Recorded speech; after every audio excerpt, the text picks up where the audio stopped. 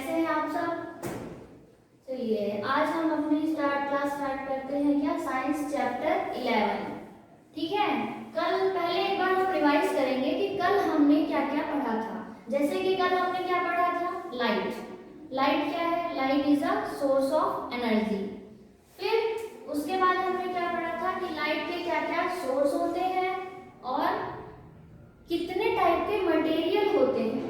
जैसे कि एक पहला मटेरियल क्या था? Transparent material. फिर क्या था? Translucent and OPEC.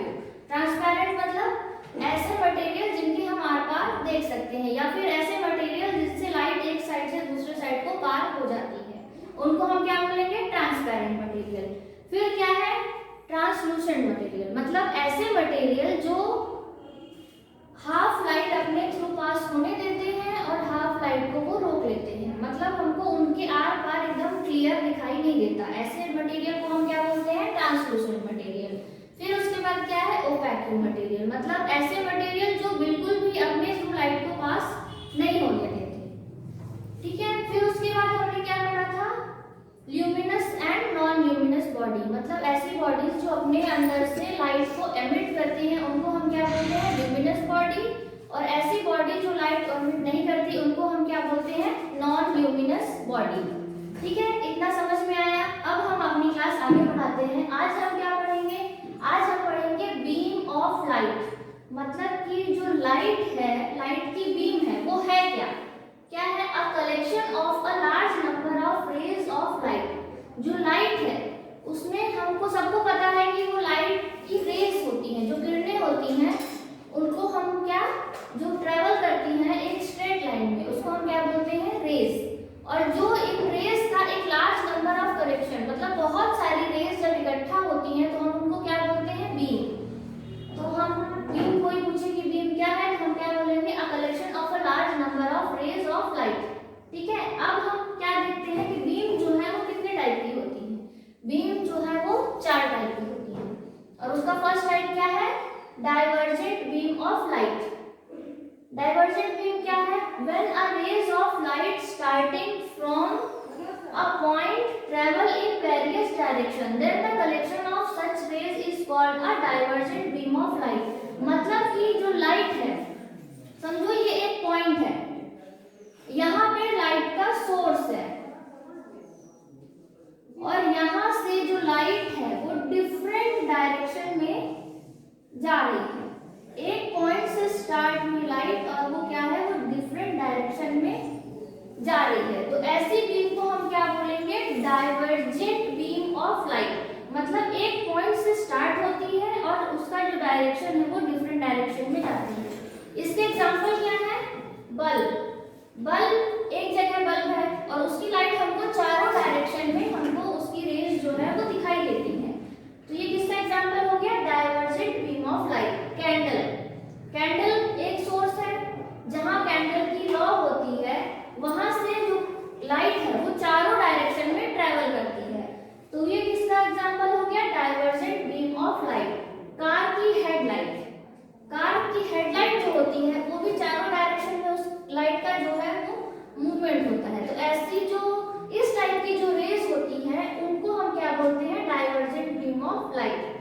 फिर नेक्स्ट टाइप क्या है? Convergent beam of light. When the rays of light coming from different direction meet at a point। ठीक है, मतलब जब कोई लाइट जो है बहुत सारी डायरेक्शन से आती है और वो कहाँ पे? एक पॉइंट में मीट होती है, मतलब मिलती है। जैसे कि ये देखो, ये कोई एक मान लो मिरर है और ये अलग अलग डायरेक्शन से जो है वो लाइट आ रही है, पर ये फाइनली जाके कहाँ मिल रही है? एक पॉइंट में मिल रही है। ये जो पॉइंट है यहाँ पे ये रेज जो है ये यहाँ पे मिल रही है, तो इस टाइप की जो लाइट की बीम है, इस बीम को हम क्या बोलेंगे? Convergent beam of light. मतलब जो लाइट है हर डायरेक्शन से आई और आके कहाँ पे? इस पॉइंट ए पे मिली, तो इसको हम क्या बोलेंगे? Convergent beam of light. ठीक है, अब हम क्या करेंगे? अब हम बीम का। बीम का थर्ड टाइप क्या है? Parallel beam of light. When a large number of rays travel parallel to each other, then a collection of such rays is called a parallel beam of light. मतलब कि अगर कोई रे एक line से, जो रेज हैं वो एक लाइन से चल रही है और ऐसे बीम का जो कलेक्शन है उसको हम क्या बोलेंगे? Parallel beam of light. मतलब कि पैरेलल क्या होता है ये सबको पता है कि दो ऐसी रेखाएं जो कभी भी एक दूसरे से मिलती नहीं है और सेम डिस्टेंस पे ट्रैवल करती हैं। वही सेम लॉजिक कहाँ यहाँ लगता है? इसमें पैरेलल बीम ऑफ लाइट में, कि दो ऐसी रेज जो सेम डिस्टेंस से ट्रैवल करती हैं और कभी एक दूसरे से नहीं मिलती हैं, तो ऐसी हम रेज को क्या बोलेंगे? Parallel beam of light. फिर इसका एग्जांपल क्या है? Rays of sun entering a room. हम देखते हैं कि जब हमारे घर में खिड़कियों से या फिर गेट से क्या होता है? सन की रेज जो है वो हमारे घर में एंटर करती हैं, तो हमको खुद हमें ये दिखाई देता है, इसको हम अपनी आंखों से भी देख सकते हैं कि जो रेज है वो पैरेलल है। अगर वो पैरेलल या फिर स्ट्रेट लाइन में नहीं होती तो जो विंडो है, वो विंडो का जो स्ट्रक्चर है वो डिफरेंट हो जाता है, या फिर हमको विंडो में से जो उसके ग्रिडल्स होते हैं उनका जो है स्ट्रक्चर दिखाई ही नहीं देता, उनकी शैडो जो है वो हमें नहीं दिखाई देती। शैडो इसीलिए बनती है क्योंकि जो सन की रेज है ये क्या है? ये पैरेलल या फिर स्ट्रेट लाइन में चलती है। ठीक है, फिर क्या है? फोर्थ पॉइंट क्या है? Rectilinear propagation of light. Rectilinear propagation मतलब कि कोई जो लाइट की प्रॉपर्टी क्या है कि लाइट जो है एक स्ट्रेट लाइन में चलती है। The property of light that travelling in a straight light in a medium. मतलब कि एक मीडियम में अगर कोई लाइट जो है अगर वो ट्रैवल कर रही है तो वो स्ट्रेट लाइन में ट्रैवल करेगी। अगर उसका जो कोई भी उसकी जो पाथ है अगर उसको रोक देता है तो लाइट जो है वहीं पे रुक जाती है। ऐसा नहीं है कि वो वहीं से अपना डायरेक्शन चेंज करेगी और उसके बाद वो वापस से अपने सेम पाथ में आके चली जाएगी। इसका हम बहुत अच्छा एग्जाम्पल है जो हम खुद अपने घरों में कर सकते हैं। उसके लिए हमको क्या चाहिए? हमको एक कैंडल लेनी पड़ेगी और हम 3 कार्डबोर्ड लेंगे और इन तीनों कार्डबोर्ड में क्या करेंगे? हम एक सेम पॉइंट पे तीनों में एक होल करेंगे, बहुत छोटा सा होल, और फिर उनको एक सेम लाइन में रख देंगे और सामने क्या करेंगे? हम कैंडल रखेंगे। तो हम क्या देखेंगे कि अगर हम सेम स्ट्रेट लाइन में देखेंगे, अगर हम इधर से स्ट्रेट लाइन में देखेंगे तो हमको ये कैंडल दिखाई देगी और इसकी जो रेज है वो यहाँ से ट्रैवल करेंगी। अगर हमने अपनी डायरेक्शन बदल दी, तो मान लीजिए हम यहाँ से देखने लगे, तो क्या होगा? हमको ये कैंडल दिखाई देगी क्या? हमें ये कैंडल तक नहीं दिखाई देगी। इसीलिए ये एक्टिविटी हमको क्या शो कर रही है कि जो कैंडल की रेज है वो स्ट्रेट लाइन में चल रही है। अगर हम अपनी डायरेक्शन नाम की बदल देंगे तो क्या होगा? हमको ये जो कैंडल है वो दिखाई देना बंद कर देगी। ठीक है, समझ में आया इतना? ठीक है बच्चों, अब हम आगे बढ़ेंगे। अब हमारा क्या टॉपिक है? Pin hole camera. Pinhole camera is a device which was used to take photograph of stationary object। मतलब ये ऐसा कैमरा है जो ऐसे ऑब्जेक्ट्स की फोटोग्राफ लेता है जो रुकी हुई है, स्टेशनरी ऑब्जेक्ट है। मूविंग ऑब्जेक्ट के लिए ये कैमरा यूज नहीं होता है। तो इसका प्रिंसिपल क्या है? Light energy travel in a straight line. मतलब कि जो लाइट है वो क्या एक स्ट्रेट लाइन में ट्रैवल होती है। तो इस प्रिंसिपल पे हमारा जो ये पिन होल कैमरा है वो काम करता है। अब अगर हमको अपने घरों में भी अगर हमको एक्सपेरिमेंट करना है तो हम पिन होल कैमरा अपने घर में बना सकते हैं। उसके लिए हमको क्या चाहिए? हमको एक कार्डबोर्ड लेना पड़ेगा। उस कार्डबोर्ड में हमको क्या करना है? जिस साइड एक साइड हमको एक छोटा सा होल करना है और उसके जस्ट अपोजिट साइड में हमें इधर साइड में क्या करना पड़ेगा? एक बटर पेपर या फिर मिरर लगाना पड़ेगा। और फिर हमको क्या करना है? जो ये एक होल है, इस होल के थ्रू हम क्या करेंगे? देखेंगे किसी ऑब्जेक्ट को तो हमको क्या दिखाई देगा। मान लो जैसे ये हमारा ऑब्जेक्ट है, ये हमारा रियल ऑब्जेक्ट है। क्या है ये? एक ट्री। इस ट्री को अगर हम इस कैमरे के थ्रू देखेंगे तो हमको वो कैसा दिखाई देगा? ऐसा। रियल जो इमेज है इसकी, ये देखिए, ये यहाँ आपको क्या दिखाई दे रहा है? इन्वर्टेड फॉर्म है, मतलब कि ये उल्टा दिखाई दे रहा है हमें। जैसे कि ये देखिए, यहाँ से ये रे जो है, लाइट की जो रेज हैं, ये यहाँ से ट्रेवल की और ये किधर आई? इधर। और जो अपर पार्ट है, अपर पार्ट से जो लाइट की रेज ट्रेवल की वो किधर आई? इधर। इसलिए ये हमको रियल इमेज जो है उससे एक तो ये छोटा भी दिखाई दे रहा है और दूसरा ये क्या है? उल्टा दिखाई दे रहा है हमें। तो जो पिन होल कैमरा है उसमें हमको कोई भी ऑब्जेक्ट जो है वो रियल दिखाई देगा, पर रियल से थोड़ा सा इसका साइज क्या है? कम हो जाएगा, प्लस ये हमको उल्टा दिखाई देगा, इन्वर्टेड फॉर्म में दिखाई देगा। तो ये कैसे काम करता है आपको समझ में आया? अगर जो ये बीम है, लाइट की रेज है, अगर ये स्ट्रेट नहीं ट्रेवल करेगी तो हमको ये इमेज जो है ये कभी भी फॉर्म नहीं होगी। ठीक है, समझ में आया पिन होल कैमरा कैसे काम करता है? चलिए अब हम क्या पढ़ेंगे? शैडो। शैडो सुनते ही हमारे दिमाग में क्या आता है कि हम धूप में खड़े हैं और हमारे पीछे हमारी परछाई दिख रही है ना? सबके दिमाग में आता है ये। शैडो मतलब क्या होता है? परछाई। और शैडो जो है वो क्या है? अ dark patch form behind an objective body when it is placed in the path of light is called shadow. मतलब कि कोई एक डार्क पैच, जैसे कि हम ही अगर सनलाइट के पास में बाहर खड़े हैं सनलाइट में, तो क्या होता है? मतलब हमने सन के सामने जो सन की रेज हैं उनके बीच में कोई ऐसा ऑब्जेक्ट रख दिया है जहां से लाइट जो है वो पास नहीं हो पा रही है। तो जब लाइट पास नहीं होगी तो उसके जस्ट पीछे जो है वो क्या होता है? वहां पे शैडो बनती है, मतलब वो डार्क प्लेस है, वहां पे लाइट की एब्सेंस है। और जहां लाइट एब्सेंस है वहां पे सबको पता है कि वहां क्या हो जाता है?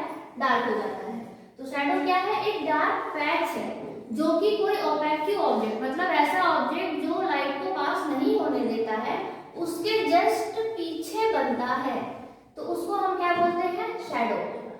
शैडो में देखेंगे हम कि दो रीजन होते हैं। एक रीजन को हम क्या बोलते हैं? अम्ब्रा रीजन, और दूसरे रीजन को क्या बोलते हैं? Penumbra region. मतलब कि अम्ब्रा रीजन क्या है? ऐसा रीजन जो बिल्कुल डार्क रीजन है, मतलब ऐसा ऑब्जेक्ट है वहां पे जिससे बिल्कुल भी लाइट जो है वो पास नहीं हो पा रही है, तो उसके जस्ट बिहाइंड क्या है? एक शैडो बनेगी। जैसे इसमें हम समझेंगे कि ये एक पॉइंट है, ये क्या है? सोर्स है लाइट का। तो यहाँ से जब रेज ट्रैवल की तो ये सामने हमने क्या रख दिया? एक ओपेक ऑब्जेक्ट। ये ऐसा ऑब्जेक्ट है जिससे क्या होता है? लाइट जो है वो ट्रैवल नहीं कर पाती, इससे लाइट पास नहीं होती। तो यहाँ ये जो पूरा रीजन है, यहाँ लाइट नहीं हुई, नहीं जा पा रही है, और इसके साइड से लाइट जो है वो ट्रैवल कर रही है। तो जो ये लाइट यहाँ जा रही है तो ये क्या करती है? यहाँ पे एक शैडो, ब्लैक पैच बनाती है, और इसी ब्लैक पैच को हम क्या बोलते हैं? शैडो बोलते हैं। तो ये वाला जो पैच है ये टोटल डार्क है, मतलब कि इसमें बिल्कुल एकदम डार्क है। फिर दूसरा रीजन क्या है? पेनम्ब्रा रीजन, मतलब पार्शियल डार्कनेस। इस शैडो में क्या होता है? शैडो में एक हमको अगल बगल एक ऐसा रीजन दिखाई देता है जहां पे हल्की लाइट जो है वो पास हो पाती है और कुछ लाइट जो है वो पास नहीं हो पाती, जो कि हम इससे समझेंगे कि ये क्या है? ये सोर्स है।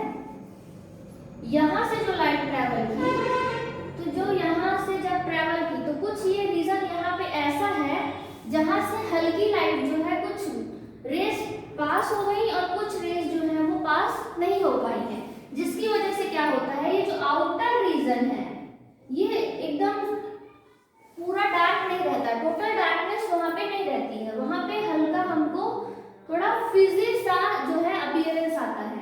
इस जो ये वाला रीजन है आउटर, इस रीजन को हम क्या बोलते हैं?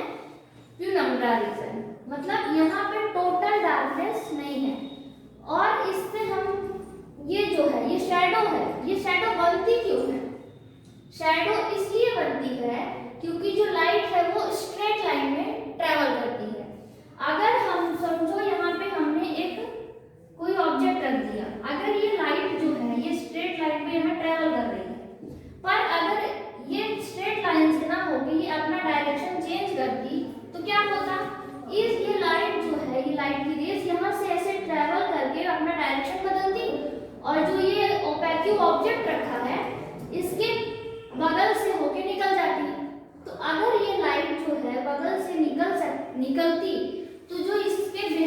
में जो शैडो बनता है वो नहीं बनता, क्योंकि लाइट जो है वो स्ट्रेट लाइन में ट्रैवल करती है।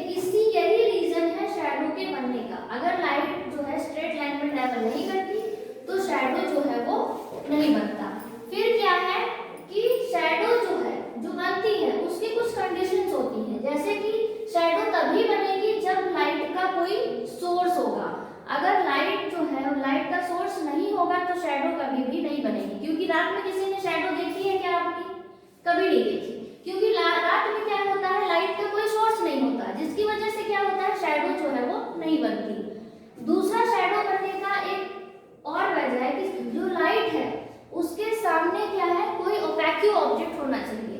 अगर उसके सामने हम मिरर रखेंगे, मिरर नहीं ग्लास, अगर हमने ग्लास रखा तो कभी ग्लास की किसी ने शैडो देखी है क्या? नहीं देखी, क्योंकि ग्लास के थ्रू जो लाइट है वो पास हो जाती है, तो जिसकी वजह से क्या होता है, ग्लास की शैडो नहीं बनती है। और तीसरी जो क्या है कंडीशन शैडो बनने की, कि जो शैडो है वो हमेशा जो ओपेक्यू ऑब्जेक्ट है उसका शेप और साइज, और शैडो का शेप और साइज जो क्या है सेम होता है। क्यों सेम होता है? फिर से वही रीजन की जो लाइट है वो स्ट्रेट लाइन में ट्रैवल करती है। अगर जो लाइट स्ट्रेट लाइन में ट्रैवल नहीं करती जो शैडो बनता ही नहीं, इसीलिए शैडो सेम बनता है, क्योंकि जो लाइट है वो स्ट्रेट लाइन में ट्रैवल करती है। फिर और क्या है रीजन कि जो ओपेक्यू स्क्रीन है वो पार्शियल नहीं होनी चाहिए। अगर थोड़ी पार्शियल हुई तो जो शैडो है वो टोटल डार्कनेस वाला शैडो जो है वो नहीं बनेगा।